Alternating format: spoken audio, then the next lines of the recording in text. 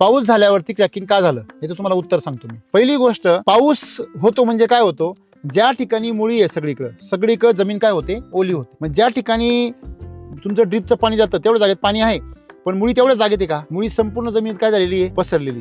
जेवढी कॅनॉपी आहे म्हणजे आपल्या पायाखाली सुद्धा काय आहे, मुळी नाहीये का? जेव्हा पाऊस होतो सगळं रान ओलं होतं आणि पावसाच्या पाण्यामध्ये नायट्रोजन असतो. जेव्हा तो खाली पडतो झाड लगेच ते काय करतं, ओढून घेतं. आता तुमच्या केमिकलच्या फवारण्यांनी तुमच्या मालाचं जे आवरण आहे, साल, ती काय बनलेली असते, कडक. पातळ तर असतेच, वरून काय असते, कडक असते. पातळ असते आणि कडक असते.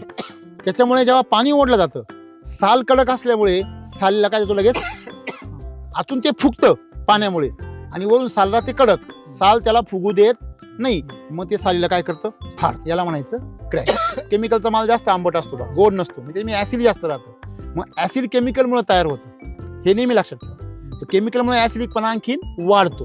तर फळं ही अल्कलाईन असायला पाहिजे, ऍसिडिक नको. सुरुवातीला ते ऍसिडिक असतात, आंबा बी आंबटच असतो सुरुवातीला, संत्री बी आंबटच असते, नंतर काय होते, गोड होते. सेम द्राक्षाचे, पण ती गोडी येण्यासाठी त्याचा ऍसिडिकपणा कमी होणं गरजेचं आहे. उलटा केमिकलने तो काय होतो, वाढतो. त्याच्यामुळे त्याला पाण्याचा शोध लागतो आणि मग ते पाणी जास्त ओढतं आणि मग क्रॅकिंग जातं. लक्षामध्ये SCT वैदिकमध्ये आपण कुठल्याही केमिकलचा वापर न करत असल्यामुळे झाड नॅचरली मोठं होतं. कच्चं जरी द्राक्ष खाल्लं तरी तुम्हाला तेवढं आंबट लागणार नाही जेवढं आंबट लागतं.